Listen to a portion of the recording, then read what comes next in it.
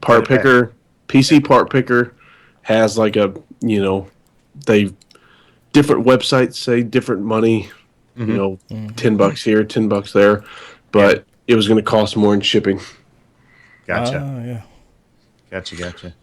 Oh, Is there a 4 gig version of the 960, or is that a different card? I believe so. Nice. Is it live yet? Or here we go. Now it's showing. I was about to say, I just refreshed. So you can see it collapse. You Yes. can't collapse tweet it out. Yeah, ready? I'm not seeing it. Yeah, me either. It's just I don't rude. know why. Man, who's got that elephant typing? That's me. That's me. I even bought a gaming keyboard, but it's got membrane switches. Oh, Membrane, huh? Yeah. Sounds hot. which one did you get? Because I bought a mechanical keyboard and it was like the Black Widow. It was supposed to be quiet, and I got that thing and it was still loud. That's a Razer Black Widow. I This is a. It's made I by. can get that. It's made by Cougar. It's called a Cougar 500K. Oh, It's a German company. Cougar, huh? Cougar. Yeah. All right. I'm good. I got the stream and everything. I'll dump the chat in here too Okay. as soon as I can. Oh shoot. As soon as I get collapses, I'm gonna. Dang, on it. I posted it in It's chat all too. Okay.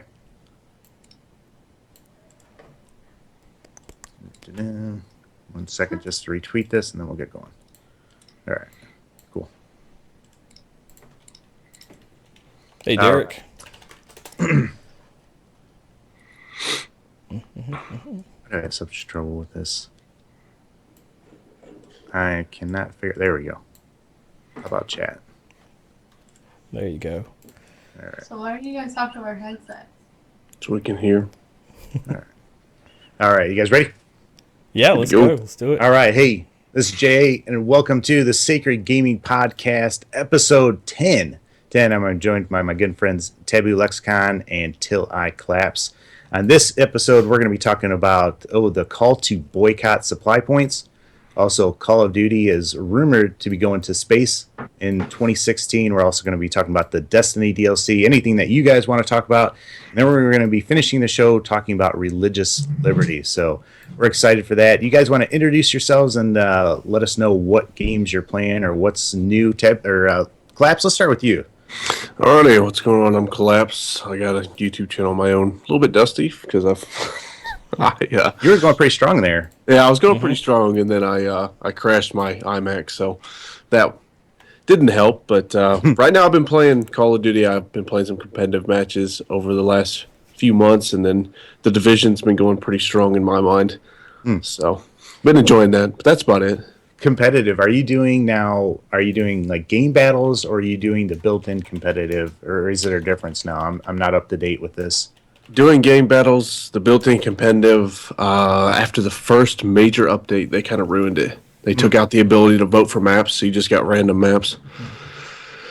And random maps, random game modes, you got stuck playing Uplink 30 times in a row. It wasn't worth it anymore. Arena was really fun.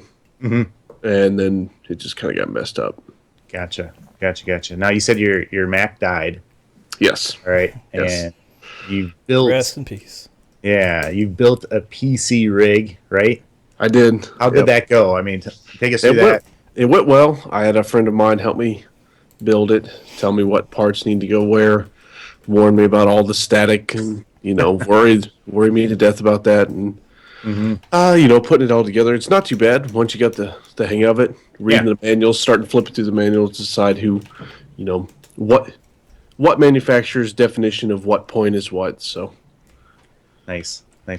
Did you now? Man, I tell you what. When I got mine built, I felt like I felt awesome, like I had accomplished something. I was man, this is easier than I thought, and I don't know. It's just, did you get that elation or anything? Oh yeah, but then it's in the other side of it is when you start installing everything. You're like, first thing is malware program. I want a malware program to prevent my.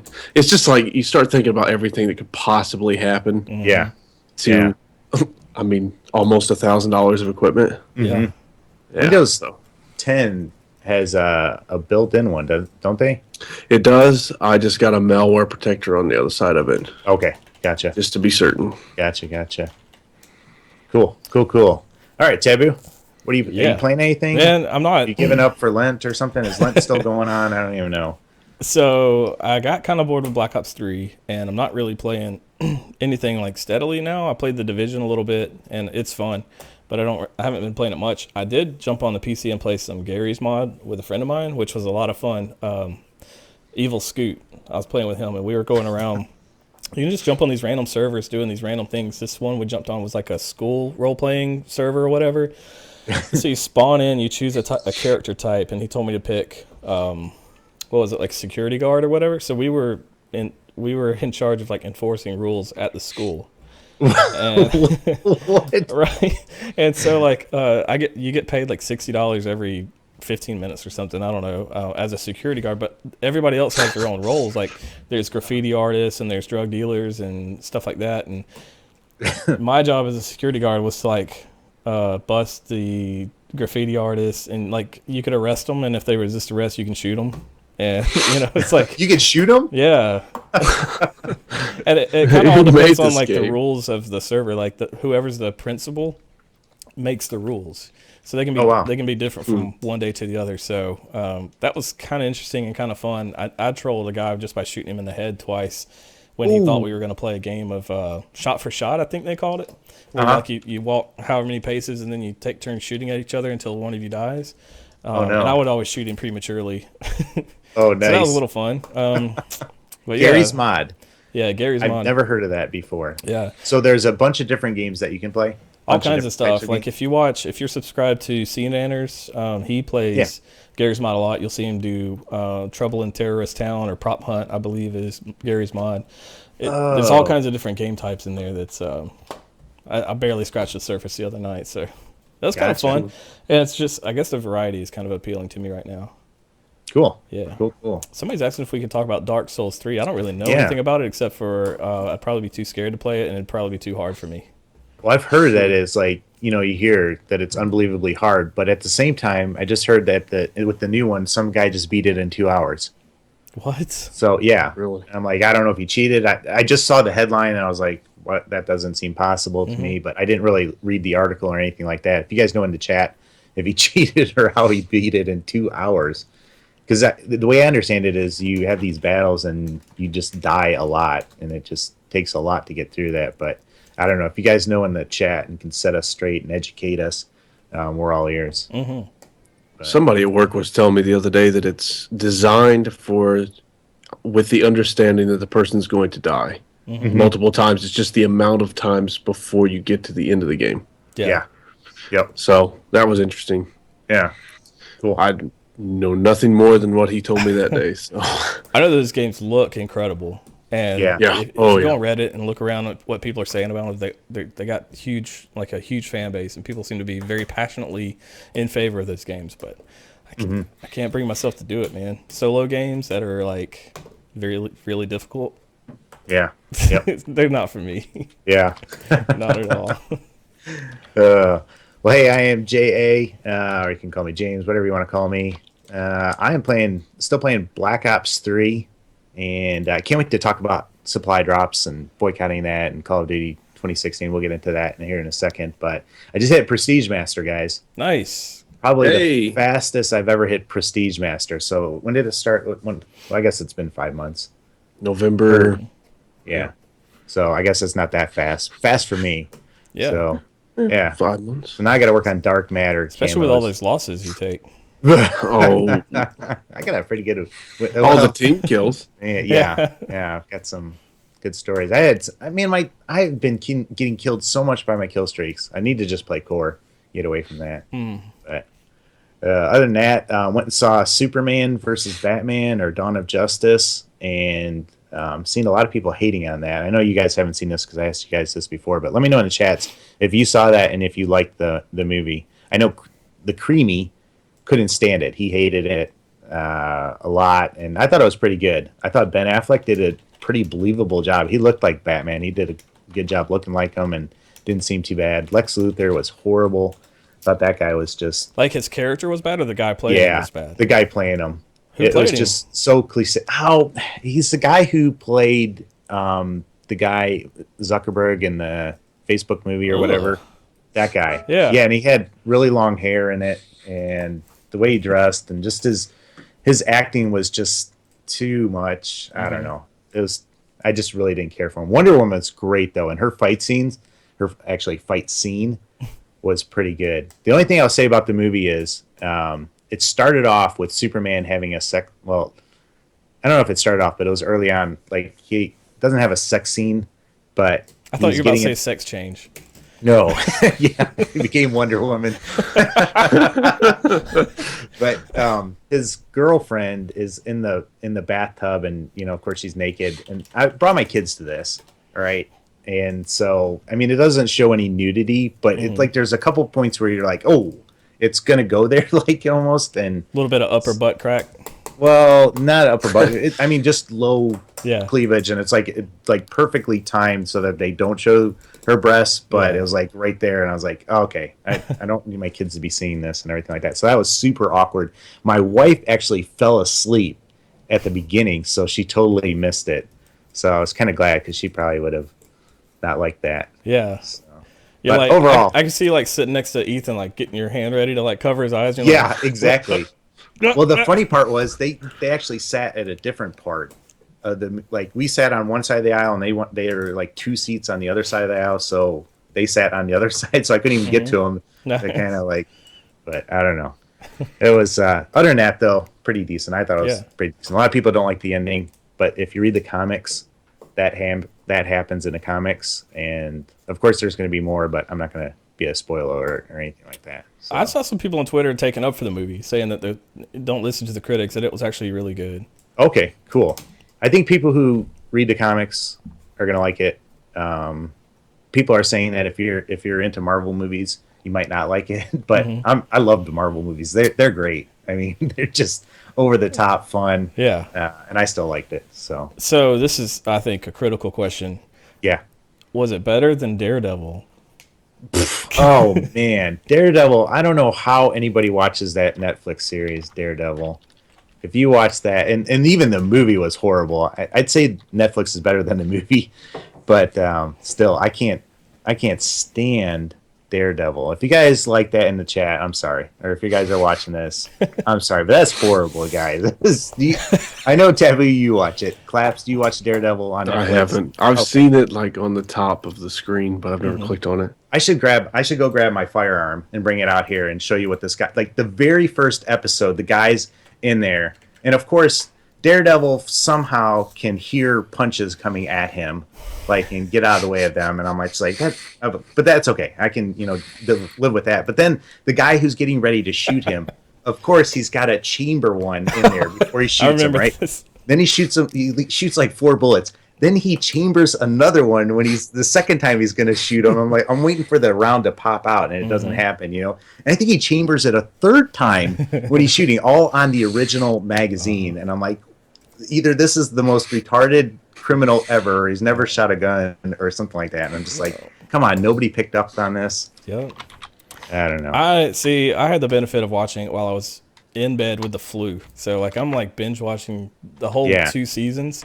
And I was like, it'd go from fight scene, and then 10 minutes later, there's another like fight scene with like 10 dudes, and I was like, and he'd get like his ribs broken and like these real bad cuts, and then like within 12 hours, he's like back up and like in a big brawl again, and I'm like, it was good that I was watching it when I had the flu, because I just watched every video on the internet, I think, and so it made it a little more enjoyable than it would have been if I think was without a fever. Yeah, that'd be the only way I could watch that show. If I was like on my deathbed or something like that. All right, and then there's a like third episode in. I got to like 3 episodes. All right, he's fighting these people. He gets stabbed. He gets a collapsed lung and 3 broken ribs. All right. Yeah.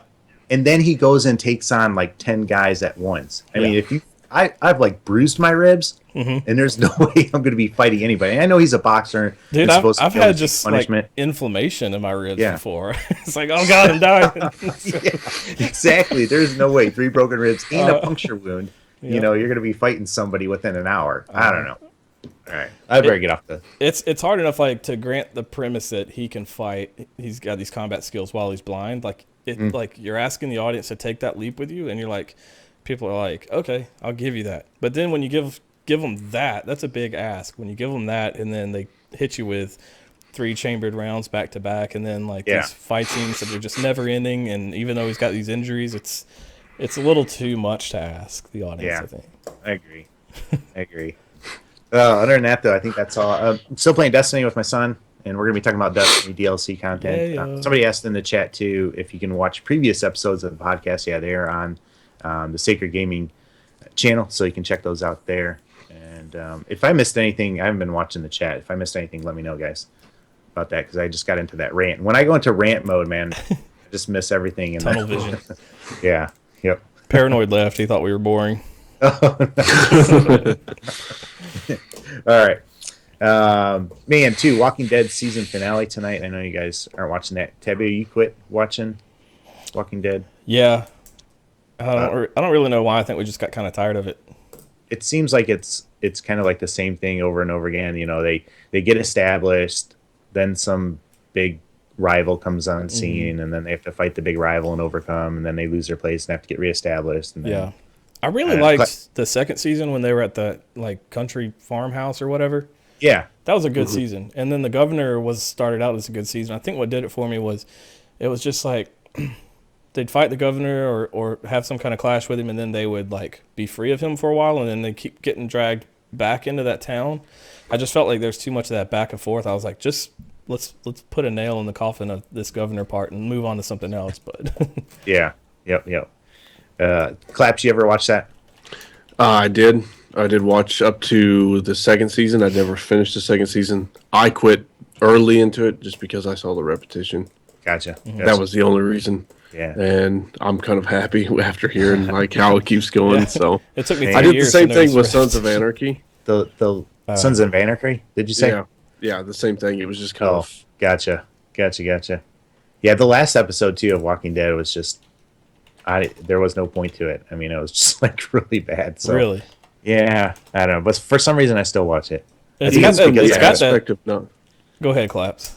I said even from the aspect of somebody that doesn't watch it, it feels like it's overstayed its welcome. Mm-hmm. Like they're forcing too much. Like they should just go ahead and say, "Hey, here's the here's the end."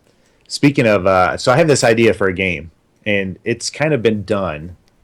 And I don't know if I should share this. All right, if you guys are watching this, you can't steal this idea and take it to like fair or anything like that. But it kind of combines the idea of Walking Dead, but with the Rapture. All right, so so I had this idea of this world, and these people get raptured. You know, Jesus comes back, and they get raptured and taken off, and then the people that are remaining have to kind of the world goes into. See, I was thinking that the world could go into chaos, but really there wouldn't probably be too many people that would get taken away. So it'd probably just go on, like, you know. But let's Like 2 let's dozen assume, people go to heaven. Yeah, two dozen people get raptured, and no politician because they're raptured or anything like that. But let's assume more people get raptured than the 2 dozen, and the world goes into chaos, and then you've got to Like a Left Behind survive. scenario. Yeah, you got to survive and just kind of do that whole Left Behind, or kind of give it. I don't know. Somebody could probably work in zombies. Be like a spin-off of DayZ. Yeah, something like that. You could, if you wanted to take like the Christian aspect of it, and like you could make it where the guy had to survive without like taking the mark of the beast. Oh yeah, You know, like so he actually Yeah. has to. It would have that "Don't Starve" /DayZ / kind of thing. Yeah. feel to it, you know.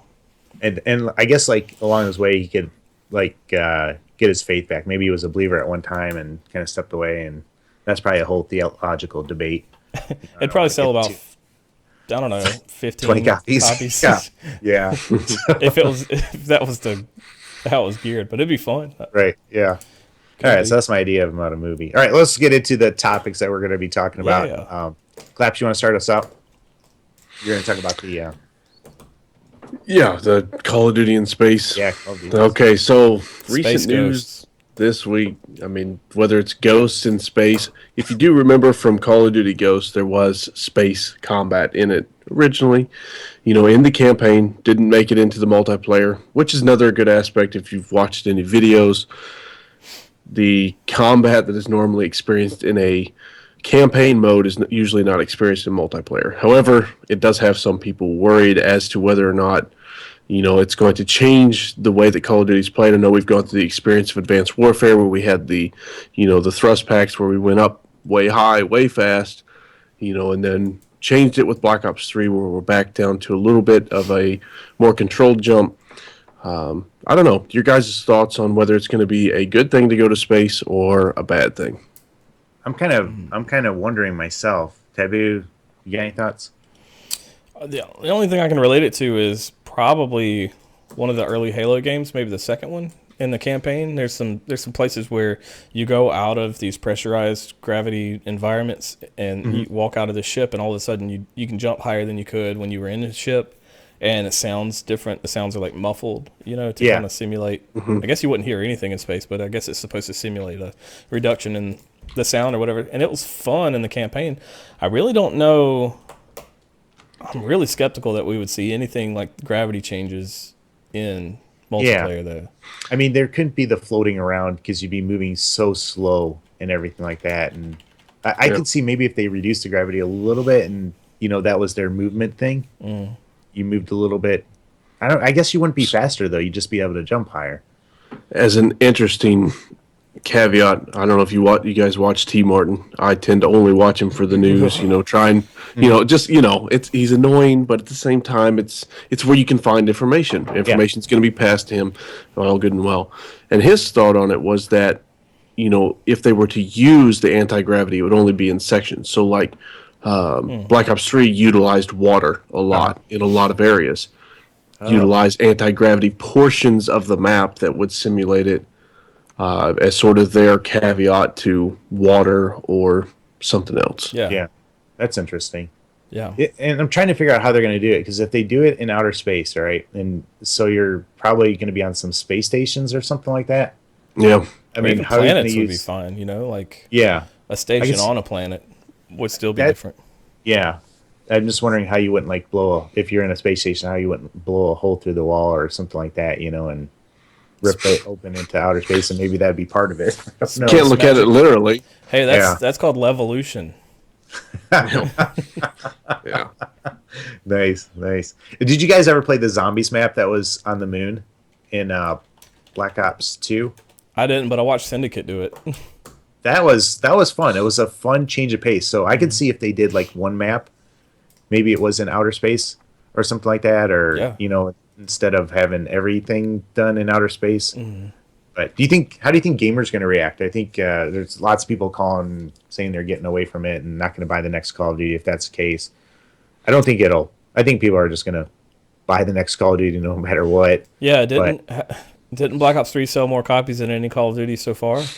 I think they keep, Like every year? yeah. So, Yep. I might not buy it, but Yeah. because I'm like, I want boots on the ground. I want, let's go back to some basics. And they're like, no, we're going to do something even crazier, and they're going to sell more copies. So I think it's just the world we live in now. Yep. I do wish people would get turned off by these, what do they call them? These, nickel and dime things that they're getting from these mobile games. Ooh, yeah. I wish we'd reject that wholeheartedly. I tell you what, my daughter and son, I mean, they love their mobile games, and they're always coming up to me and asking me for money and everything like that. And I'm always turning them down. They're like, Yeah. "Come on, it's only $5." And I'm looking at these prices, and I was looking at this. I think it's called Animal Jams, and it was $7 for a month, or you could buy 6 months, and it went down to $5 a month.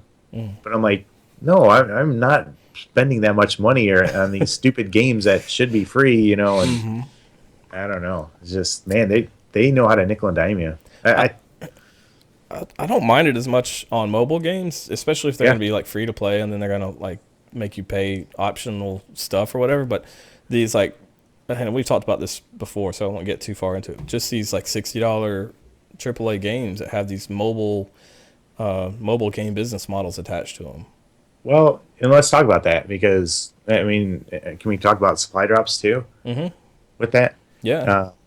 Because I hear what you're saying, and I think a lot of people are frustrated with it, and I see that. You know, my frustration with the whole mobile game is they'll have like 10 areas that are shown, and the free part is one area. Some mobile games, mobile games, they're very good, and it's just cosmetic stuff that you buy or some things like that, and I'm totally cool with that. And I understand that these mobile games need to make money. I would just wish they'd kind of be able to buy the game and then play it, but I don't know. So, and I guess I shouldn't be because the kids can play them and play certain sections, but I don't know. They just seem like they try to get that $5 from you every month for a small mobile game, and that's not really worth it. Yeah. To me, maybe $1 a month or a $10 subscription for a year or something like that would be cool. That's the thing. If you're comparing it to other things that you can spend $6, $8, $9 on a month, like that's Netflix and Hulu. Yeah, You know what I mean? So exactly. Yeah. Or what about if I guess I'd kind of kill it, but you know how like EA has that subscription where you can play old games. Yeah. Like for so much, that'd be kind of cool if there was a group of mobile games maybe that, you know, you can buy or something like that. Sure. Yeah. For that subscription price. But, all right, so Tabby, let's talk about the boycott for Call of Duty. Black market boycott. I ran across this on Reddit the other day, and it was around some controversy. There was I'll give you this part first, and then I'll do some background. There's a YouTuber that came out supporting the black market blackout, and then reversed his decision. And so the people on Reddit were kind of mad at him because he went back on his word. And they were. You want to say who that is? I don't remember who it was. Okay, I think it was Prestigious Key, but don't hold me to that because it may have been somebody else. But they were calling him out and saying he was a sellout and that Activision must have threatened to strike his videos or threatened to not fly him out to their place anymore, that kind of thing. And he said his statement was that he didn't realize one of the major supporters of Black Market Blackout, so he didn't want to be associated with that person, so he disassociated himself with the whole cause itself. So that's his thing. I don't know what's true or what not. But so the idea behind Black Market Blackout is basically people are kind of fed up that it takes either so much money or so much time to get these weapon drops in supply drops. And they're wanting either the drop rates to be dramatically increased or the cost to be reduced or to be given a way to earn weapons, these weapons that are in supply drops, without having to rely on RNG. And so what they're doing is they're asking people to not buy any COD points until July 1st. So don't buy any more COD points in April, May, June, and July 1st is the day that it's supposed to be over. So it's like one of these kind of, you see people do these like gasoline boycotts. They're like, nobody go to any gas stations on the 4th. We'll show Big Oil, what we mean or whatever. I guess it's kind of like that. But it seems to have some teeth and some sort of a following. White Boy 7th Street's been a big name in the Call of Duty YouTube community forever. Yeah. And he's, behind it and supporting it and everything. So I don't know if it'll make any difference. What do you guys think? Well, I don't know if it'll make a difference because I think people are still going to buy it. And I don't know. But I'm not buying any more. I did buy some early on to compare and do a video on to compare whether or not you got more or a better drop rate from buying them than you did from, and it came out to be the same. But yeah, I'm not going to spend any more money on these things. And go ahead. Somebody tweeted that T Martin had spent $1,000 on COD points and still had not got the MP40. Oh wow! Holy smokes! So that set him back a video probably. Yeah. Just wasted the. All right, so I watched the T Martin video, and he was saying it was, the title was about him doing something to Activision appendage. All right, and that's how I'm gonna leave it right there. But he released the video. Maybe today or yesterday or something Yeah. like that. Yeah. I seen it and it was just the thumbnail, and I was like, Yeah. I'm not even getting anywhere close Yeah. to that one. So, I was trying to look up about this boycott thing to get some background information. So I watched that one and it had nothing to do with the boycott and everything like that. But in it, he said that Activision and these companies have never paid him a dime to talk good about their game. All right. But then he said, yes, they do invite me out to these things and give me the free access and everything like that. And he said, but I can say anything that I want. And right there, I was like, no, because if you were criticizing them, I don't think they're going to still give you early access to it. If you Just think about what they give them. I mean, they have to give him multiple copies of the game. They give him early access to builds. They give him access to developers to tell him what he likes and does not like. I mean, all of that information availability before people get it, so he can put it on his channel. All that stuff is gone, and while it may not be a physical payment, it turns into some payment on the backside because he's going to receive payment for all that. So, and that's got to put pressure on him. He doesn't want to bite the hand that's giving him this early access. And I mean, giving what do you him think about Ali after he got that one strike on his channel for that information that got uploaded early, and Activision actually had it taken down? Yeah. That is a big hit. Yeah. So, I mean, while they're not actually physically being paid out of pockets or the coffers of Activision, they're still affected by it. Yeah. So, back more to the Call of Duty points. I was frustrated. Before I got the MK Grand. I still haven't. Yeah, I mean, I was like 9th Prestige, level 50 something, and I hadn't gotten a weapon. And it was very frustrating because a lot of my friends, there's one guy that was barely playing and he's got like 6 weapons. Seriously. And Amy's like always texting me, hey, I got this and I got that. And then. That's what my buddy did to me in Advanced Warfare. Yeah. Hey, I got the Obsidian Steed. I'm not anymore. I quit. Yeah. So, yeah, I mean, I don't like weapons being in there, period. I mean, give us a way to earn them or give us to them in DLC. But it's fine with me to have cosmetic things in there. Even the melee weapons, because they're really just cosmetic looks. I'd be okay with them. As soon as you put weapons though in there, that's changing the experience, and it's like it's saying, I don't want to say screw you because that's not polite, but it's pretty much saying that to everybody that seems like they're a faithful person playing this game, liking this game, and you can't get a weapon and everything like that. Now, are these weapons OP and everything like that? Probably not. They're not going to put super OP guns in there. The Grand seems pretty darn good, but some of these other ones. So I guess you could say at the same time, I don't really care if I get them because I'm still having fun with the game, and it's just. But I just really feel like they're milking us. Yeah. Well, what about on the other side when before it released, then they were talking about supply drops? It'll only be cosmetic. They said that verbatim. That's and true. So, I don't know. That does feel like a huge kick. It does. Yeah. Because then they've just come in, they put weapons in them. They don't give you any solid way to earn them. They don't get any time frame of, hey, if you've opened this many supply drops, you'll automatically get one. Yeah. And now it seems like crypto keys. I saw a video, didn't watch it, said that the rate was increased, whether I believe that or not. But I mean, right after those guns released, the drop rate for crypto keys went down. It seems Felt like it did, yeah. It felt Yeah, I like mean, it there went are down. some- So you're just so much slower grinding it. So Yeah, I mean, it takes forever to get that 30. Even with double XP, I mean, it seems like it takes time. Yeah, I don't know. So are you guys were done buying COD points already? Yeah, I'm right? done. I'm not going to spend any money on them. yeah, I say that. I bought it for the extra class slots, and that was it. Actually, that would be something that I would buy, and I'm okay with that. Because I'd kind of like to have my 10 classes for core and 10 classes for hardcore. So I'd be okay with that. So Combat posted something interesting in chat. He says Thunder, Legend of Thunder said Activision forced Treyarch to add weapons to supply drops. Ooh. Wow. That would make a lot more sense. That would. I mean, that's everybody's generalized feeling behind it. They feel that Activision's the one forcing the changes. Does that I give know, you, I feel that does way. that give you sympathy, or does it make you want to give Treyarch a pass? It gives me some Maybe the sympathy. developer. Maybe the developer, but not necessarily the franchise. Because that shows you the direction of franchise. Well, is there any doubt that supply drops are going to be in Call of Duty from here on out?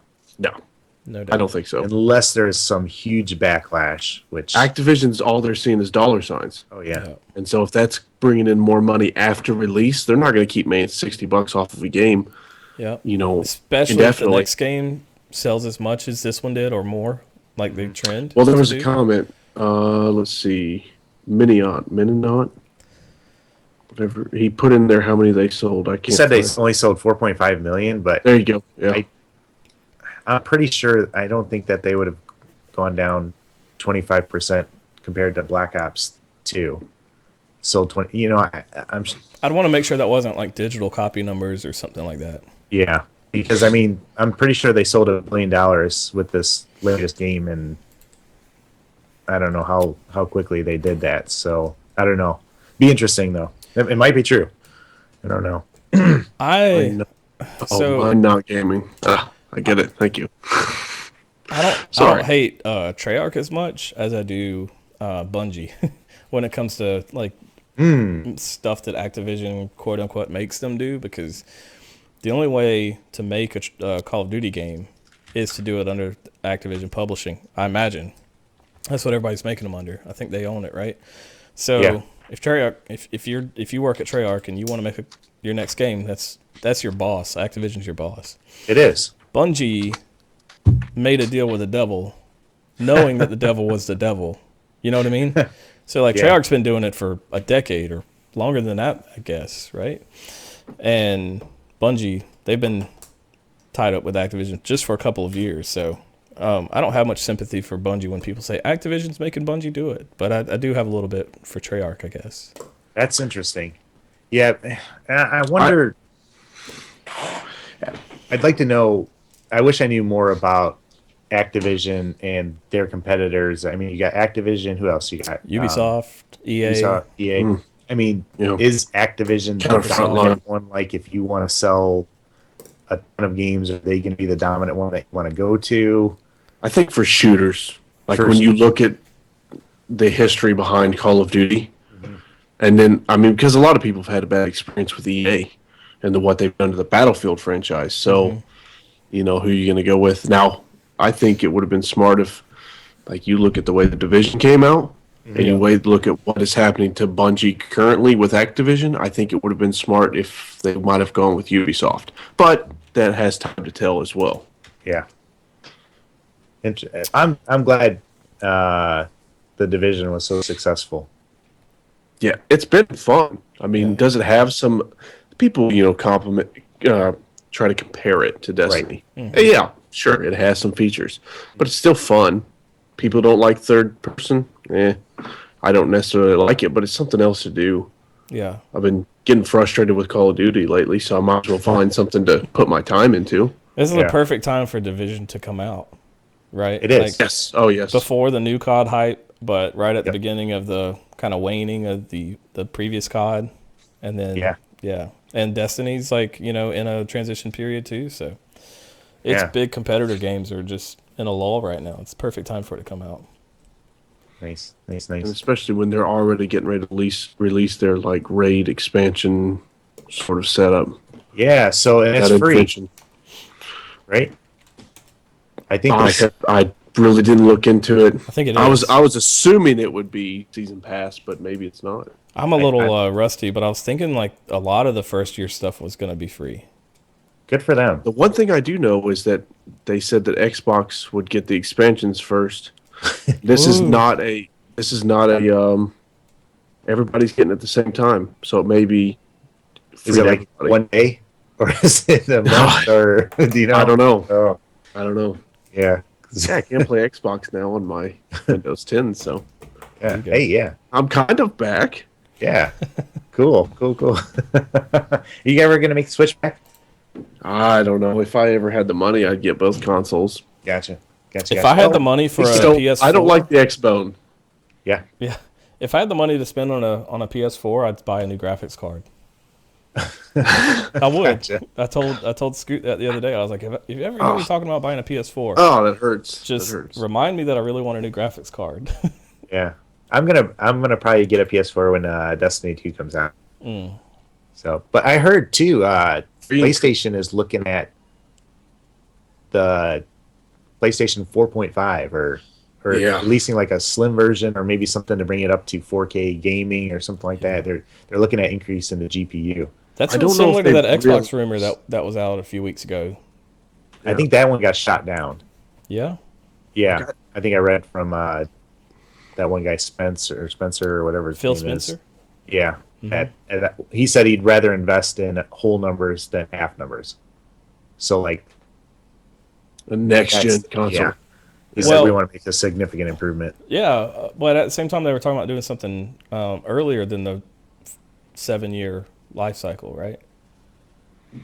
Yeah, Well, Spencer for PlayStation, No, I think Spencer said that. Right. We talked about Or it for on the Xbox. show. I don't know. Was it? That might have been 2 or 3 shows back now. But there's a lot of speculation that there might be added hardware or whatever. And I know that he rejected that. But it came from Microsoft reports that they wanted to do something faster. So anyway, I don't know. yeah, I can see that. yeah. I don't know about that 4.5 though. 4K compatible devices for outputs are quite expensive at this point in time. So even though you would have the capability, I mean, my graphics card has the capability to do the output for 4K, but the actual compatible devices, Yeah, a couple Talking few about $1,000s. like a television or monitor or whatever. television. Yeah, Yeah. Well, not I too mean, I'm bad. sure the monitors would go down, but like TVs and stuff, what many people tend to play on. Those devices themselves are more expensive. yeah. So All right, But let's let's- get into you guys. Sorry, You're I cut good. you off. you're good. All right, let's get into Destiny DLC coming out April 12th or 14th. Oh man, I just had a 12th, brain. I think. 12th. I Somebody think. put in chat it was 12th. All right. So, are you guys? Combat did say free incursions for the division, so that's cool. That's good for them. So this DLC, of course, is going to be free, or if you have the Taken King, you're going to get to play it. They're bringing back some Year One weapons. Did you see that? Anything that looks exciting to you with the Year One stuff that they're bringing back, or making some more available to you, like the Shadow Price? There's a sniper in the list that I can't remember the name of it now, but I remember it fondly. The LDR 5001. That was one of them. Maybe. One of the snipers that was pretty popular. But yeah, so bringing back or Patience in Time, I think that's coming back too. Cool. Really? Love to see the Icebreaker. Is it But I don't G-Horn think that's- coming back? Somebody Yeah. put Lord of Wolves. Yeah. Lord of Okay. Wolves. Yep. Yeah. The Devil Uh, You Know was a hand cannon, right? That's coming back. Yeah. Legendary hand cannon. Yeah, I never really liked that, so I was surprised to see it coming back. But maybe it, Are they bringing back Red Hand then? I didn't see remember that. seeing yeah, That was sort of could like see the other that competitor. one. That's a Yeah. good gun, yeah. That one was really it seemed like a lot of people. Might is already back. That. So, and then some exotics are going to be coming out, some new ones and everything like that. And I think we're going to hear more about that here pretty soon. And then, of course, we're getting a new strike.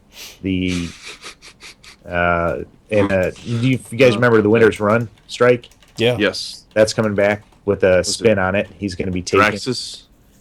yeah, or Exor. Yeah, I think it's Axor. Exor. He's in that bubble cage. Yeah. So Okay. knocks At the down. end. Yeah.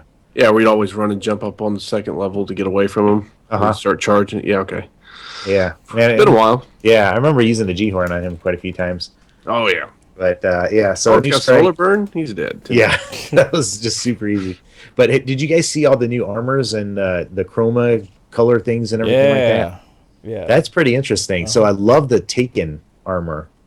That looks pretty cool. And I guess there's going to be here's another way for them to make money, but they're going to have those boxes that you can buy, and those types of things are going to be in those boxes. You're going to get 3 for free, or 3 that you can earn every week. You'll get one at the Postmaster, then one that you can get, I don't know, through doing some things and everything like that. But you can also buy them, so I'm sure a lot of people are going to be buying them.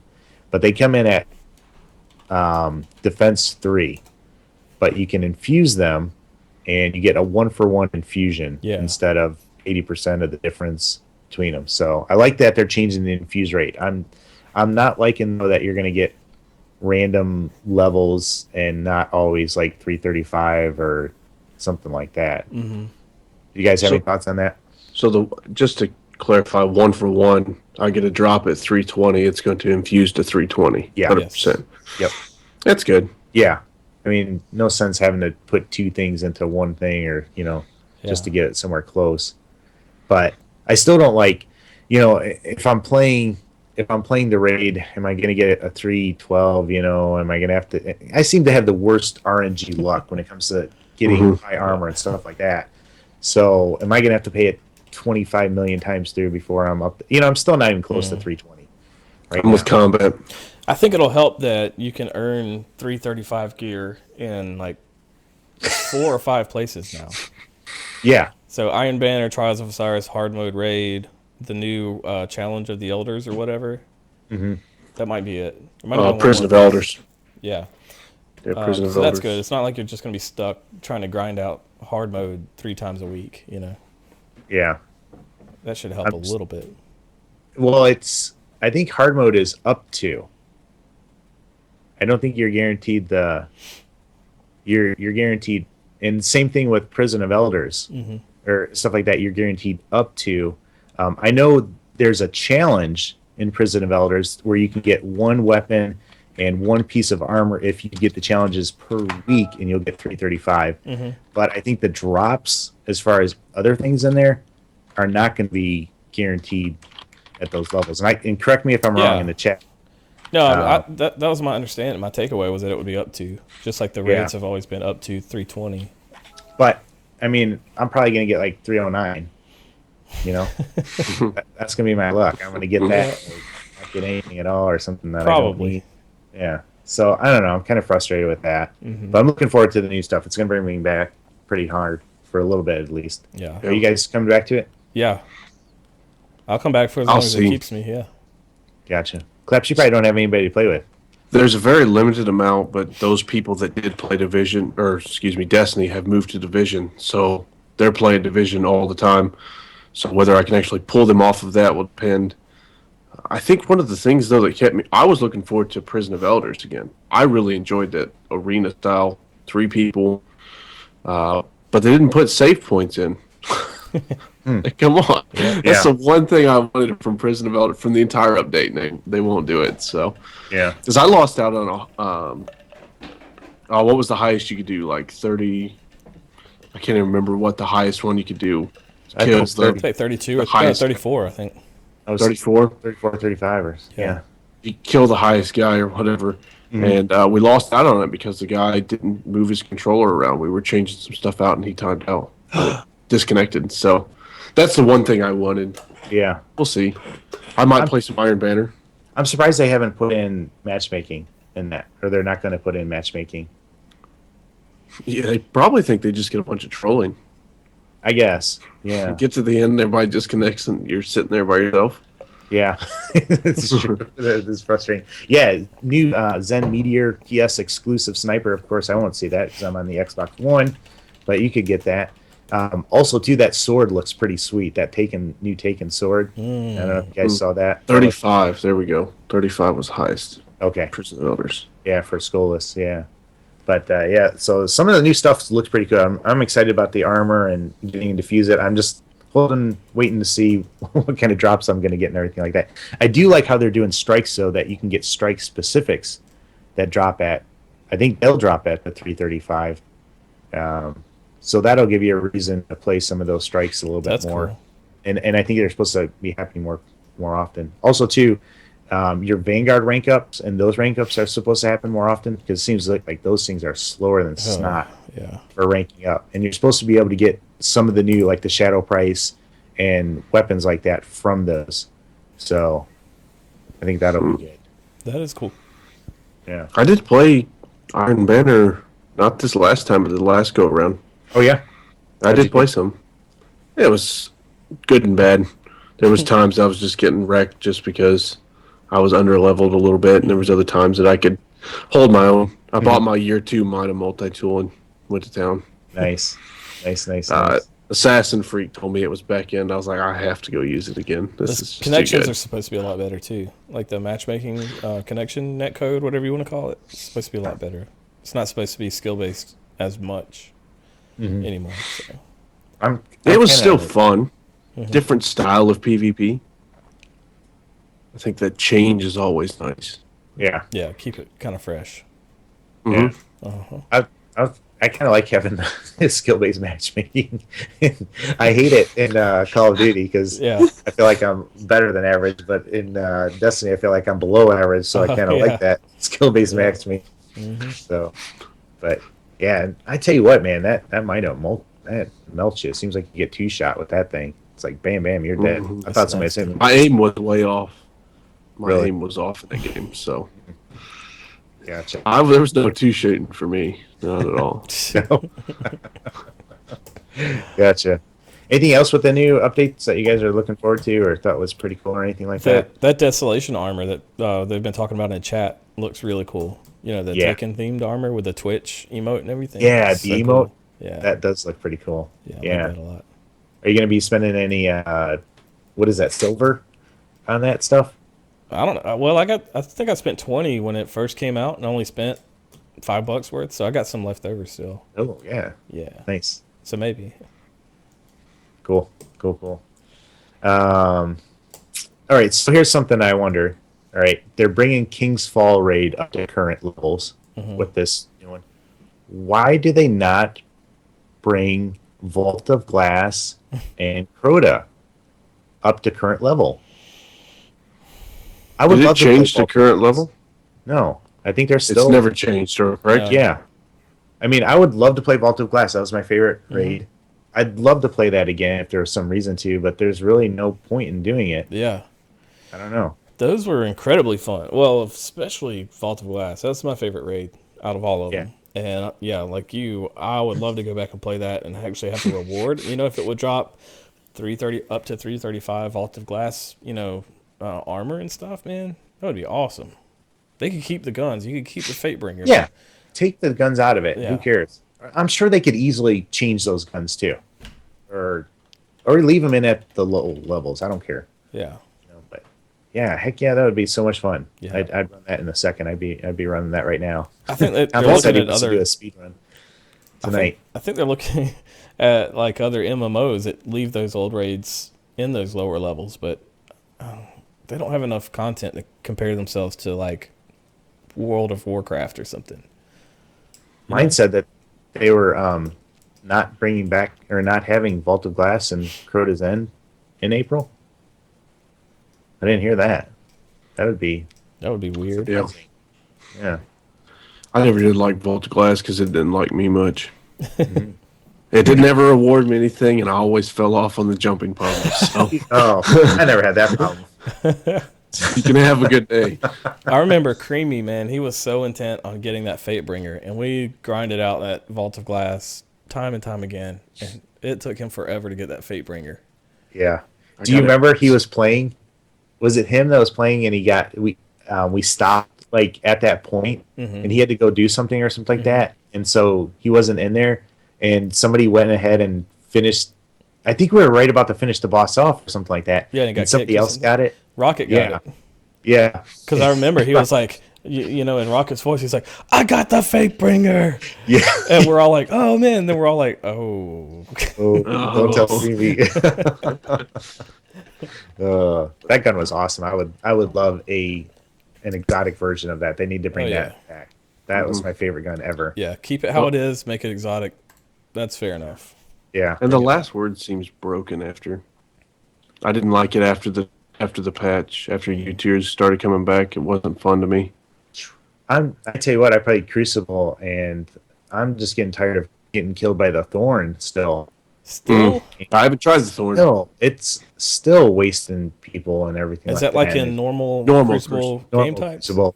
Yeah, Wow. where your level really doesn't matter. Yeah. I don't know. That stinks.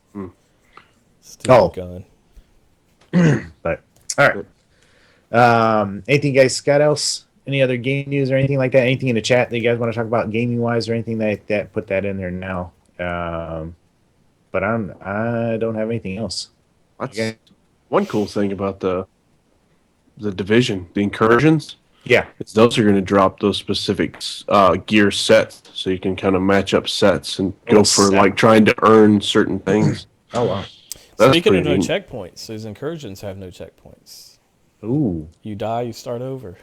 Yeah, Ooh. I did hear that. Yep. Not too appetizing for a player like me on that. Nice. Yeah. Suckers. You know, the Call of Duty mindset never leaves. You just rush until you die, and yeah, I'm gonna die. Somebody needs to toss out one of their base chargers to let me auto revive. Somebody posted in the chat they should bring back void and solar damage weapons like the supercell. I totally agree. I think you mean primary weapons. Yeah. I was real sad to see they took those burns away. Oh man. Yeah. They took burns off of primaries. There's only one. The Supercell. Supercell is the only one. And I tell you what, Vision of Confluence. Oh, that gun! I missed that one. Baby. Too. Bring that one back. Too. Oh, talk about getting excited. Man. But yeah, heck yeah. I mean, especially when you're doing these nightfalls with burns and everything like that, and you don't have a primary that does anything or anything. I don't know. Yeah, I would take that back in a heartbeat. All right. Well, I didn't see anything else. Let's get into the faith topics. All right, Taboo, you want to talk about this? We want to talk about religious liberty today and some kind of current event issues and everything like that, and just kind of Yeah. This is a little bit political, but it pertains to the Christians anyway. I guess it pertains to Muslims and Jews too. But in Georgia, which is where I live, great state, the great state of Georgia, the House and the Senate passed a bill called the Religious Liberty Bill. And what it was geared towards was religious, what they call them, faith-based organizations. And it would give faith-based organizations and clergy, it would protect their right to not perform like weddings that were contrary to their religious beliefs, or not hire people who, I guess you'd say, don't fit into what they were trying to project, that image of their faith or whatever. Faith-based organizations and clergy. I read the bill, it wasn't very long. I read the bill looking for business protections because that's what's been in the news lately. There's a bakery in Oregon that didn't want to make cupcakes for a lesbian wedding or something like that. And they were sued and lost and were forced to pay a lot of money. They went out of business and trying to remember what else. But that was under Oregon or Washington law that you can't discriminate in your businesses against people based on their age, gender, sexual orientation, that kind of thing. It doesn't really apply to religious institutions, faith-based organizations yet, but I think the people in Georgia saw the writing on the wall in Oregon and decided to say we need to protect. Our churches are theoretically protected by the Constitution now, but we want to create a framework of protection around them just in case something changes. The governor vetoed the bill under pressure. We got pressure. Disney and Marvel threatened to not film any movies or shows in Georgia if the law passed. Oh, thanks, Lewis. I like my voice too. I think they said the state of Georgia did like $1.6 billion in film revenue last year or over the last couple of years. So it's a big threat, that Disney and Marvel aren't going to do this. Coca-Cola was upset, Home Depot, all these companies came out and said that they weren't going to support a state who promoted discrimination of any kind. So I think what a lot of people thought was that this was a bill designed to protect businesses from being able to turn down servicing a gay wedding. I think that's what people thought. There's nothing in the bill that said anything about businesses. It was faith-based organizations and clergy. I think the governor made a mistake. I think he should have done it because I think that there is an assault on religious institutions in this country. And we don't have to get into that if y'all don't want to. But I think it's coming, and I think this would have been a really good protection.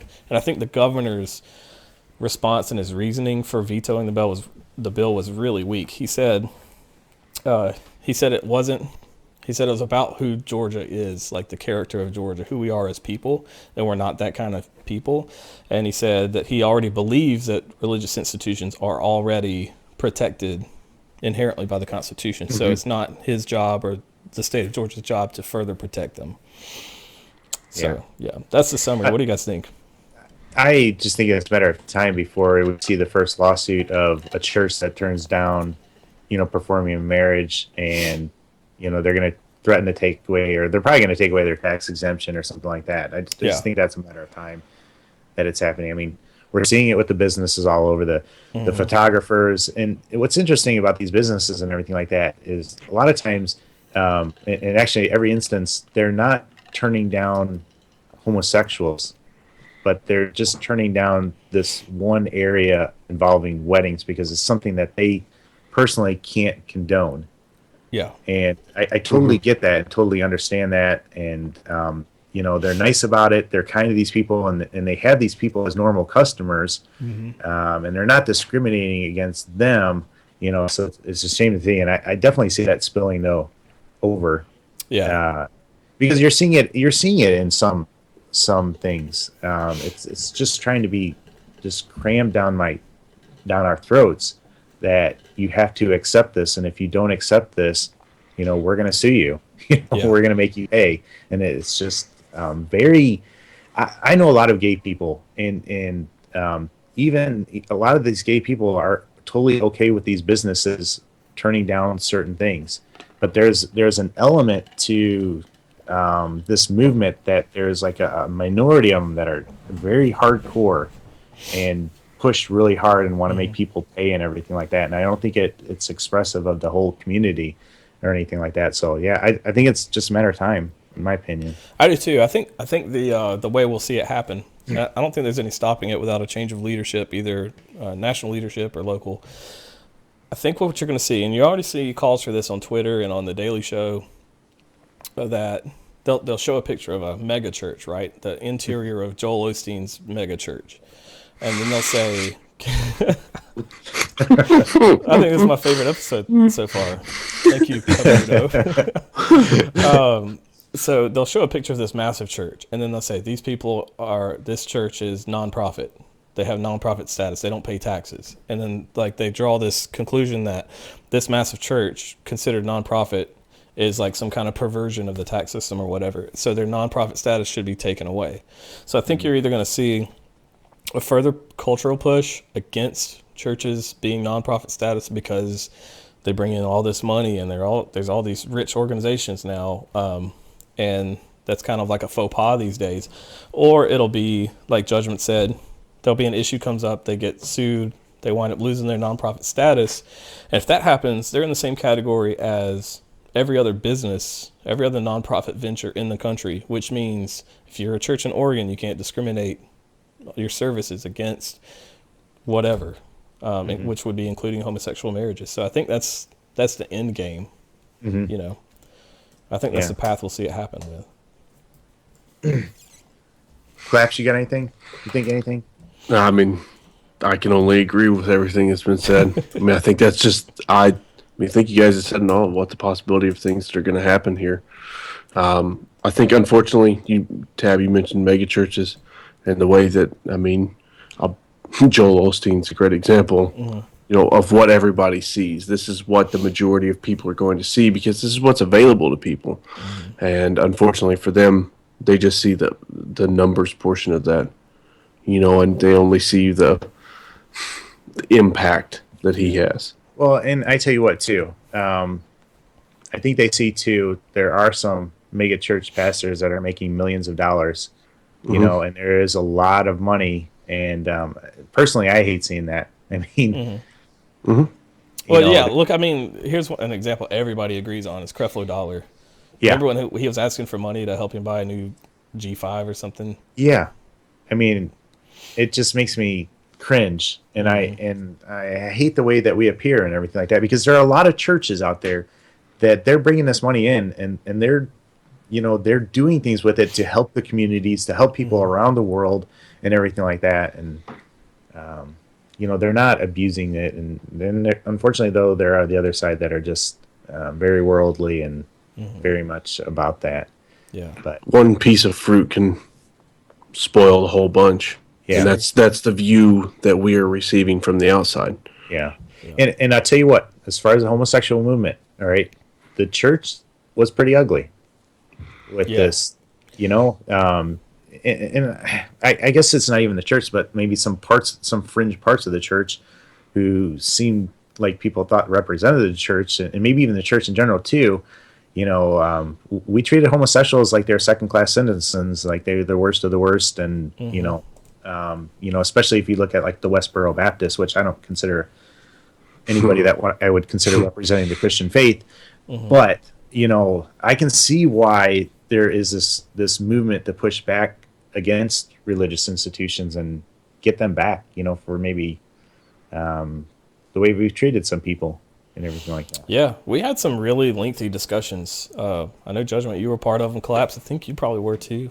Creamy and some of the other guys about the issue of gay marriage, because like it kind of came somewhat out of nowhere in terms of like actually impacting everyday Americans' lives. And I think there's a lot of us that just, we go to work, we work hard, we hang out with our family, we go to church, small group, whatever. We're just trying to live our lives, kind of want to be left alone and just let us do our thing, I think there's a lot of people like that, and then all of a sudden you look in the newspaper or online or whatever, and they're like, "Wow, this is actually going to happen." This whole like gay marriage legalization type thing. So we started having these conversations about like, is it a sin to go to a homosexual marriage? Is it a sin to cater one? Yeah. And like, if it's not, then why wouldn't you do it? Is it a good way to show your love to people?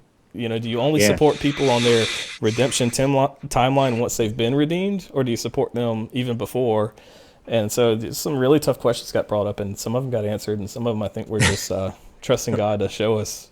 Yeah, we've got a lot of questions, I think, and I don't know a whole lot of answers. Yeah. But some we did, yeah, absolutely. And hopefully this is an issue that, we treat with grace and the grace that we want to be seen and everything like that. Yeah, the same way. Yes. Oh yeah. I do think also. I know there's outliers in the Christian in the Christian body that are very harsh on homosexuals, but I also think there is a warped representation of that in the media as well.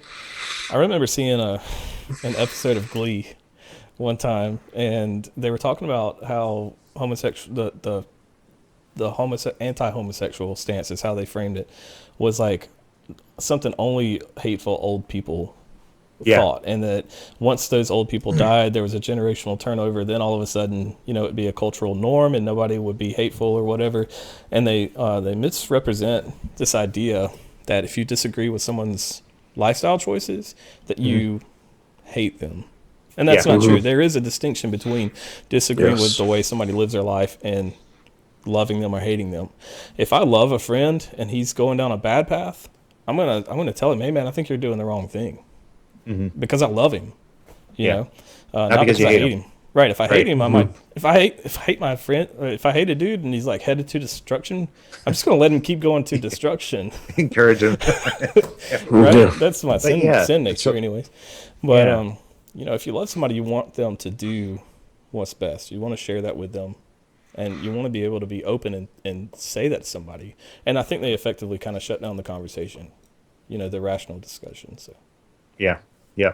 Unfortunately, you can't have a civil discussion anymore. It's hard to have a civil discussion about any race, gender, sexual orientation, trans status.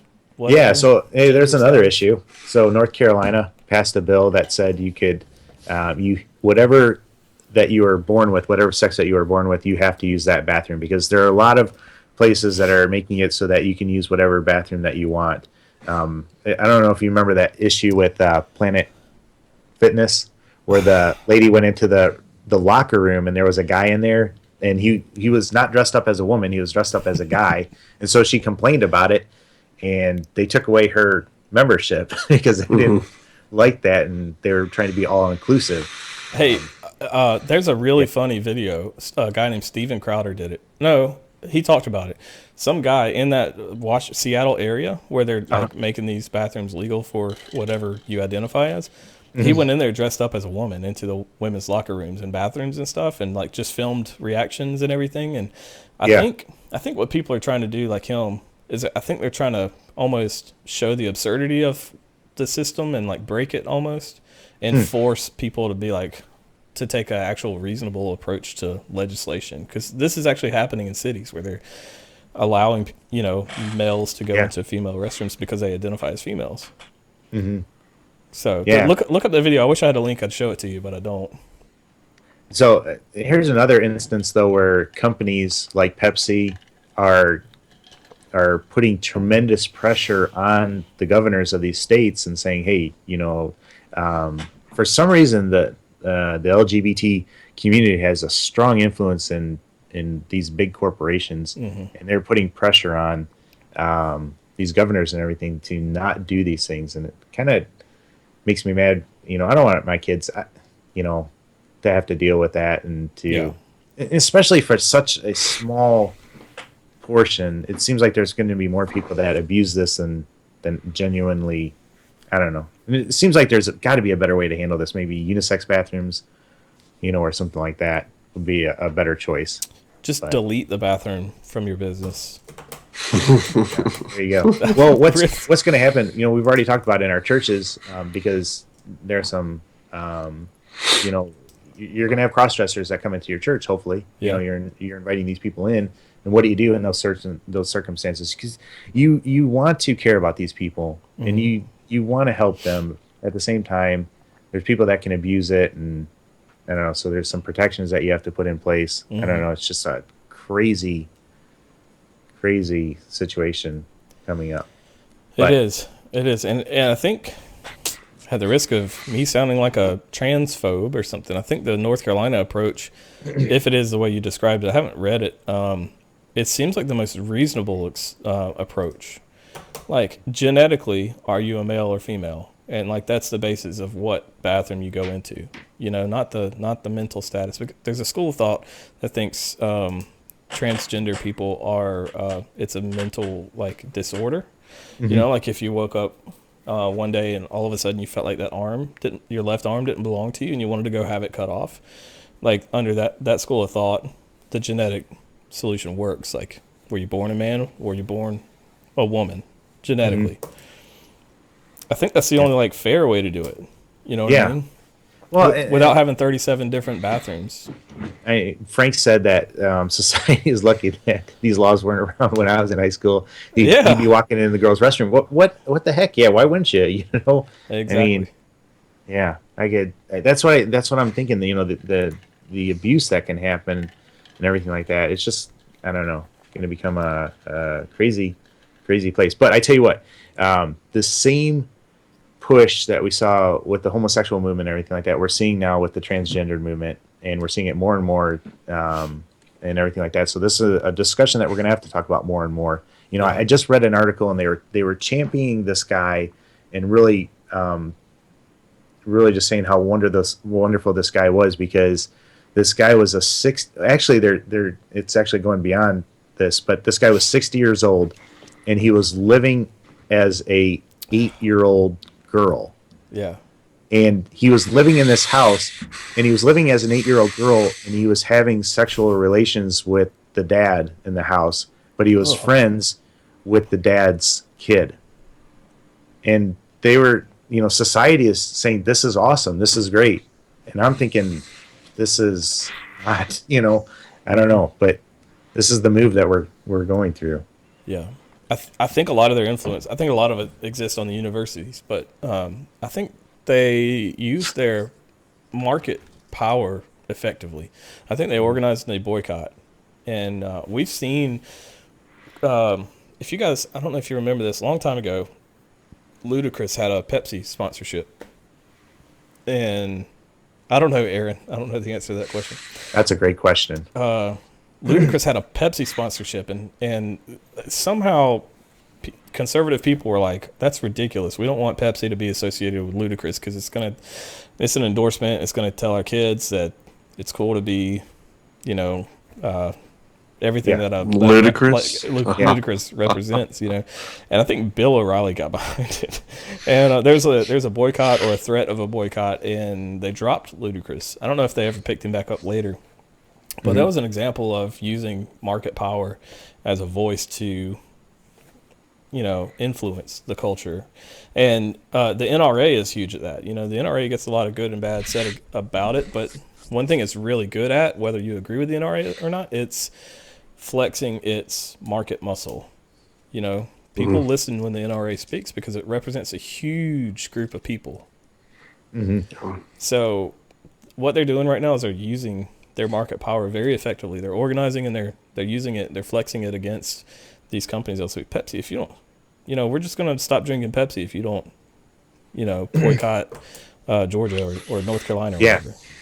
I think there are some 1 Million Moms is a organization that you see doing a lot with that. Like when these shows come on, there's some pretty crazy shows that are coming on that I don't know. Don't want to get into that, but you know, I've seen them, you know, call for boycotts and everything like that, and advertisers have pulled their sponsorships or their advertising dollars from these shows, and you've seen them going off air. So, but yeah. So, did we decide? Was it Mississippi? That There was one in Mississippi. There was a religious liberties law in Mississippi that had passed their house. They've actually gotten, or I don't think trying they've to get enacted out. it yet. Yeah, they're trying to get out of issuing marriage license. Yep. And just leaving it up to people to do. You know, they're gonna, you know, people have to get contracts or something like that drawn up. But you know, I kind of like this idea of getting out of the marriage licenses. I'm wondering though what the downside to that is and everything like that. But I think this is a conversation I'm not ready to talk about tonight, but that we're going to be seeing more and more with states and everything like that as the push comes to, you know, a lot of these areas. But yeah, in the text, somebody said, what about a person that is born a hermaphrodite that's born with both sexes? I mean, that, I don't know what the statistics are, but I know that's super rare. But that's a good question. And Yeah, I think that Tab has a good point as well. I honestly don't know what the DNA looks like. If That's something one I've single's never male looked, or, you know. or female. Yeah. Or, yeah, and that might be one of the very few exceptions that you just have to handle on a case by case basis. You know, It's just that we have these conversations now. You know, the conversations have to be had in order to prevent the situation from getting worse. and You know, we have the thing where bathrooms are beginning to, you know, be where they are and try to be multi-use for whatever they want. And it's just that the conversation's had that's out in the open, that people are able to have, you know, as Aaron said earlier, an intellectual conversation without being heated about the issue. Let us talk about it. Let us talk about it smartly. Let us bring up our issues. You bring up your issues, and let's decide on a middle ground. You know, the United States was founded on compromise. Let's compromise. Let's figure out what is the best. yeah, and I tell you what, I welcome the other side's point of view. You know, and hearing why this is, you know, an issue, and you know, or how can we come together? And you know, right now it's just, you know, you're on one side or the other though, and there is no compromise. It's just, you know, Well, you're allowed to have racist. your point of view until it contradicts their point of view, and then you become all of those stereotypes. Yeah, I think our skin is getting very thin in America when it comes to a lot of issues, and I think you especially see this with young college kids, and I think it has to do with I don't know what they're being taught in colleges and everything like that. And I think it comes from helicopter parenting too. That's my own personal theory. That's probably better. Yeah, yep, it's exactly true. We're raising a bunch of like very special snowflakes, and they're very fragile. And then when they get to the real world, they like, you know, they don't know how to cope with it. You know, I think that's my own personal theory. I don't know if there's much merit to it, but I see. There's a huge impact being seen, at least from my, you know, point of view in my workplace. You know, and that is what has always been considered to be a very a tough marketplace to work in. You know, if you consider the military, so the impacts are even being seen there. Yeah. And very slowly chopping away at traditions, things like that. I feel like the military thing is kind of scary because I feel like if it negatively affects the unity, you know, that one wall, that one face kind of thing that the military has for it, I feel like that's kind of dangerous, you know? Yeah. But there was a lot of pushes with the military, and kind of probably not the best timing for those pushes and everything like that. You probably can't. Even more so, like not even just the pushes for what you identify as, but even from the aspect of how a person is treated. That they feel like they're being demeaned. You know what I mean? Yeah. Yep. I think there's also a certain virtue in victimhood sometimes too. So like if you got helicopter parents and you grow up as this special fragile snowflake, you get to the real world and you start suffering some minor traumas that wouldn't be minor traumas to you if you grew up with a little bit of a harder life. And then you get people that surround you that tell you that it's okay to be a victim and that everybody's victims and this person's oppressed and these people are oppressing. And, I think it's, if you create a virtue surrounding victimhood, I think you might start getting more of this. Well, you get so much attention. Yeah. Even all right. So here's an issue that I see, and it's bullying. Mm-hmm. All right, it's like there is bullying, and bullying is crap, and I'm totally against bullying. All right, but it's almost like we've gone the complete opposite way, and then if somebody just does one little thing to somebody, it's like, oh, they're being bullied, and then they get suspended and everything like that. We're just going too far with some of these things, and it's just getting kind of crazy. It is. I kind of feel like Well played. Like I had a friend that Well played. He was into these like kind of underground fight club things a long time ago, a decade ago, and he would do things with he would like kick cinder blocks with his shin and with his feet and stuff, and he would get these little, I guess they're like micro fractures or whatever, and they would heal, and then he'd get harder, and he'd do it again, do it again, do it again. And you could probably hit him with a wooden baseball bat on a shin after a while, and it would break, and he'd be fine. And I kind of feel like, I'm not a psychologist, but I kind of feel like our brains, our psyches are kind of like that, where if you allow them to suffer minor traumas as you grow up, I think you get stronger. That's that stupid cliche, whatever doesn't kill me makes me stronger. I think that applies to your brain, your mental state. And I think if you experience these small micro mental traumas as you grow up and as you get older, I think you just get more immune to it, a little more callous to it and a little stronger to where you're not offended by every little thing.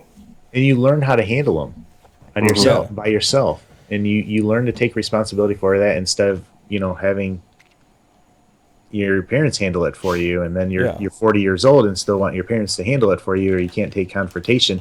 That's the thing too.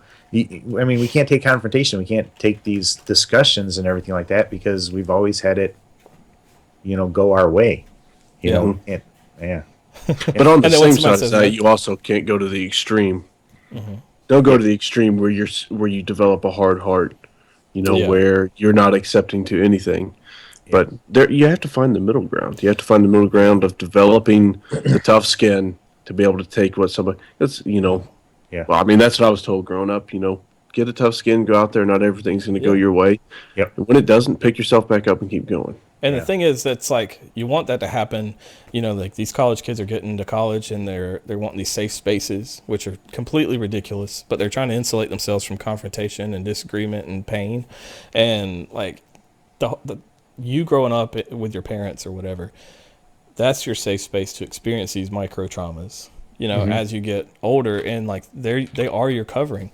I was walking my daughter through my house today, I think it was, and she was on this little righty toy, and there were some things in her way, like balloons and other things, and I moved them out of her way.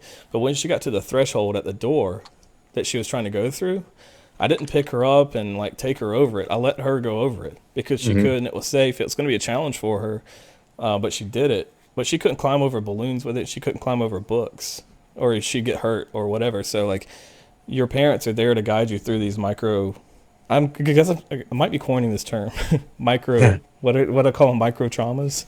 Yeah. To your psyche and to your confidence and stuff, so that you can recover from them, so that you can get stronger. Your parents are there. Your teachers should be there. Once you get to college, it's still a safe place to encounter differing opinions and different people from all over the world, so that when you get to the real world and you don't have that covering anymore, you're ready for it. Mm-hmm. Well, that's the whole process of development. child and young person development. Is to teach them all of that, so when they get to the point where they are on their own, they have the tools to operate. And the tools to operate is not, here's who you call if somebody makes you angry. It's, this is how you deal with something internally. This is how, this is who you go to. This is, you take your cares and your worries to God, Yep. not, this office on campus. Sure, if it gets to a situation that is a crime has been committed, yeah, then that's who you need to go to. But it's learning to deal with those situations and understand that life's not always roses. You're going to have things you run into. Yeah. And if you carry your kids over every single obstacle that they could ever face, you're doing a disservice to them, in my opinion. Yeah. Or if you don't discipline them too. Right. Yeah. Yeah. It seems like it's always the teacher's fault, Oh, with man. kids today. My parents would have sided with my teacher over me every Absolutely. time. Every time. Absolutely. Yeah. We were told that, and this is going back to the military, supervision in the military. We were actually told that as a group of people that I was with. We were told that even though the training processes had changed in the way that they address people and the way that they, I'll just say, coddle people now that are coming through, that it was still our bad, our responsibility that these airmen, these new people that were coming in, were still as bad as they were. So even before the point that we had received them, that they had been taught a certain way, that it was still our fault that they were this way once they become under our control. So you see these in different areas. Yeah. Interesting. Does it make you wonder if we'd ever be able to go to the moon again? Yes. Yeah. It makes me wonder where we're headed. Yeah. Where's our country going to go? Are you saying you want Once to make we- America great again collapse? Yeah. We're not going to get into that. Oh, boy. No, but really, I mean, as you get older, you realize that the people that run things are like you. Like, they're not geniuses. Some of them are, but a lot of them are just normal people that happen to have made a way into office, and now they make decisions that impact all of us. And so as you get older, you're like, that guy is probably not as smart as I am, or he's got a drinking problem, and, it's affecting the way he runs the country. Like, you look at that kind of stuff, and I'm like, I don't know if we could go back to the moon right now.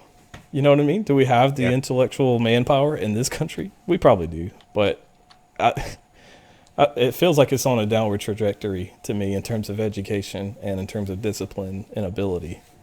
Yeah. But I might just be too cynical. I'm right there with you. Well, Cynical.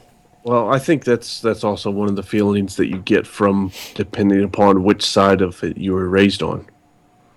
If you look at, how you were raised, and I think that's the way you're going to feel about how you were, how you view these things and how somebody else should be, brought up. Yeah. I was not raised to be entitled to things. My parents made me, work a job. They made me go out and mow lawns. I didn't get an allowance. It's different things like that. It's small things. yeah. But then when you look at that in the terms of being an adult, it now makes me understand that, that's something that I'm not entitled to. That money is something I have to work for. That makes me appreciate it. So I think that that plays into it, how a person is. If something's given to them, then they're going to be more likely to expect it. I just think our country's really going downhill because of all this and everything like that. And I don't see it turning around. I just see it getting worse. I see a lot of divisions being formed. Right. Like we formed, unfortunately, a racial divide, and we feel like we're pushing that further apart, and then we divide further based on how does a person identify with their sex, and then how does a person identify as far as marriage goes, and we just see these divisions forming, and all we want to do as Christians, we want to bring everybody together. And that job is becoming more and more difficult. And when do we get to that point where there's more divisions than we can handle? Yeah. I was We're called to bring the light, but Yeah. how far do you go? we talked about this in our little pre-call conversation a little bit, but I feel like I really do believe that 80% of Americans probably have more in common than we think. And I think the very influential people on the left and on the right of the political spectrum, they have a lot of influence, but I think they're very small in number. And I really do believe that the normal people that go to work every day, that just do their thing, want to be left alone, I think we have a lot in common. And I think that's important to understand, whether we're black or white or gay or self-identify as female, even though we were born male, whatever that is. I really do think we have a lot more common ground than we think we do, and that we see reflected in our politics. Yeah, and the more you talk about that, the more I see that too. And I think there's a lot of money and fame and everything to be made from being on the extreme, though. Yeah. And Yeah, I think like that's the middle of the part rotor guy isn't going to have a ton of Twitter followers. Yeah. Yep. You got to be controversial. It's controversy that builds followers. Yep. You Yeah. can build followers from a good side or from a bad side, but that depends upon which side of the topic you want to be on. Yeah. So we need to start. So what I'm thinking is, we really need to start a Twitter war and YouTube war, and start uploading some videos, calling you guys out. Yeah. Millions within a day. Yeah. There you go. All right. Anything, guys? Anything else you want to get off your chest, or anything in the chat? Anything you guys want us to talk about, or anything like that? Put that in there now. But Anthony wants to know if anybody's played Doom yet. no, but man, we talked about that on our last episode, Anthony. I don't know if you caught that, but a lot of us think it looks pretty cool. We were kind of talking about just the way it looked. I mean, man, I'm debating whether or not I should buy it, just because of some of the aspects of the game with everything like that. But it looks great. Is it out yet, or is it in beta or something? I just saw some people get early access to it, and I don't know. I didn't think it was out or anything like that. Yeah. I need to look. Black Ops 3 supply drops being a scam. We talked about that. Yeah, we talked about our frustrations with that, and the call for the boycott. And so I guess we already kind of talked about that. But if you watch the show, if you came in late, this will go up on the channel, and you can watch the whole entire channel in there and everything like that. But yeah, that whole demon thing kind of causes me some concern. I don't want to have some issues with promoting it, but the game looks great. Looks like it'd be fun. And supply drops are a scam. Yeah. Yep. We're all frustrated. It's a scam, yes, but I think Jay had a good point that when they do drop, as far as based on his research, crypto keys and the actual coinage or whatever, the COD points or whatever, Yeah. they reward equally as far as the same goes, but then it's a scam as far as money.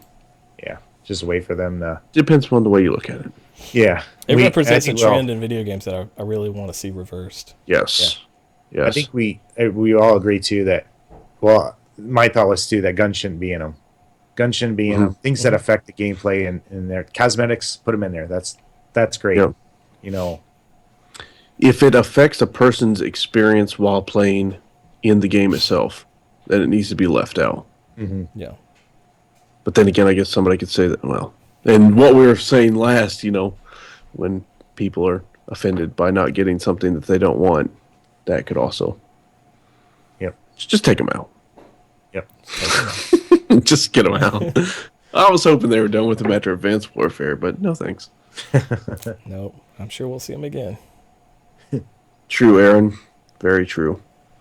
One thing that I want to end with too is, we talked about transgendered people and everything, and there's a danger in just looking at homosexuals or transgendered people or this group or that group and just looking at them as a group, because you looked at one aspect of their life and you kind of base everything on that. And I think we need to be careful with that and realize, I started off, years and years ago thinking gay people were weird, and I would probably say, that guy's weird, but when I started realizing and hearing stories behind and started getting to know, my one friend told me he was gay, that changes everything. Or you hear about, the girl that's gang raped and she, doesn't want to have anything to do with guys. And so she goes to women. You understand why a person is in that position, and your heart, reaches out to them. And so we have to be careful with with labels and just seeing people as a group and everything like that. At the same time, you know, you can go too far and excuse everything and say it's okay, you know, when somebody does something that they're not supposed to do, you know. Like, you know, you saw these murder trials where somebody would kill somebody and then it would be brought out all the things that happened in their past that led up to it. There's still some accountability that has to be there too at the same time. And those are two wide extremes and not really related, but, you know, let's just be careful to realize that everybody has a story behind where they're at and to love on them and to care about them and whatnot. It's no matter how somebody identifies, no matter what group they may identify with, that everybody's human and everybody is a children of God in the basic form. You know, it comes down to it, all loved by God. Yeah. The actions may not be, and actions that I do as a Christian are not loved by God. They're, you know, that's a sin, but down to the basic format that we are loved by Him, each and every one of us. And that's all it comes down to, and that's what we have to remember, and that's what's difficult for us, is that we don't group them, you know, to group people into those, but rather, you know, show them that love. Yeah. Yep. Except for people with beards. Yep. We should totally discriminate against them. Both of you guys. So, You have a beard.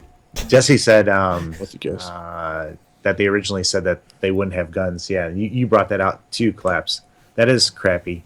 That they said it was just going to be cosmetics and the supply drops, and that they're obviously not anymore.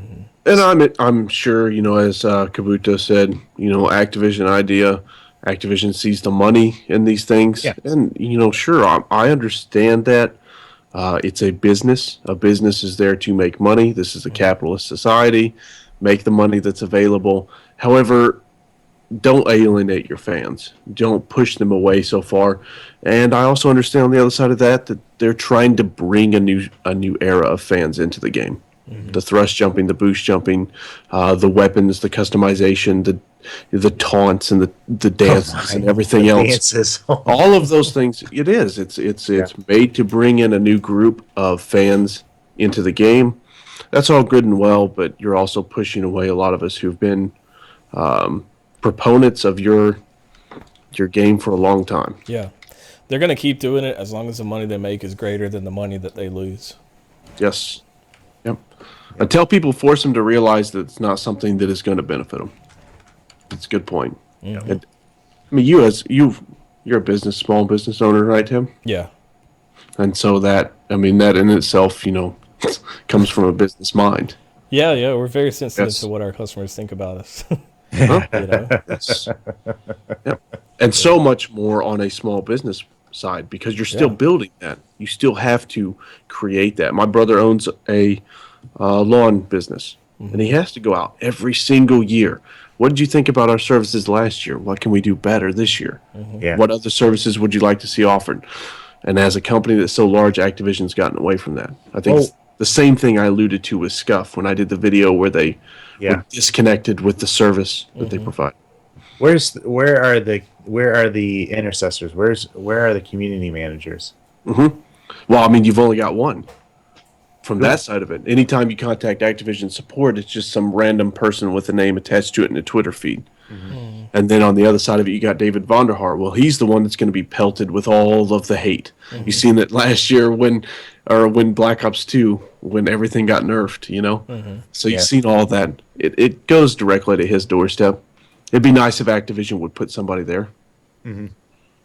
Disagreeing with that statement, Gotcha. we can discuss later. Yeah, I think Activision is kind of happy to be able to hide behind Von Har and DJ Deej at Bungie. In Bungie? You know, they can let the developer community managers like deflect some of the heat and hide behind them as long as people let them. Now, if enough people get fed up with it and say we're not going to buy supply drops anymore until you get this like mobile game nickel and diming model out of this game, then they're just going to keep doing it. Yep, absolutely. Why wouldn't you? Yeah. You know, honestly. Yeah, but I mean, if a major portion of their community, as far as, I mean, I don't know, we talking just our small little group of people, and we don't purchase, you know, necessarily supply drops, you know, but, you know, maybe one or two here. But then you go look at the larger portion of it, the people that are, they have the largest number promoting it on YouTube. You know, we know those names. We don't have to keep going over those. But they continue to buy them. They continue to purchase them just to get what they want in order to make a video or to just show off a weapon. So then, I don't know, is the boycott actually effective? That might be where you start. You might start Yeah. with the YouTubers, the influencers on YouTube. You know, and there are some of them that are in support of this black market blackout. You know, and maybe you tell your favorite YouTuber, hey man, you need to join up on this, or you need to do something similar. You know, if that's what you believe, and then they can exert their market forces, which are sizable. You know, flex their muscle. Absolutely. All right. It'd be Wait, nice to see it. Yeah. I'm out of time. I need to get out of here and go watch the finale of Walking Dead with my wife before she falls asleep. Yeah. Anything like that. But hey, I just wanted to thank everybody in the chat for the discussion. Yeah. And you might not agree with us, but that's cool. You know, we hope you feel welcome to disagree with us and to share your feelings. Just do so in a respectful way, and we'll promise to do the same thing.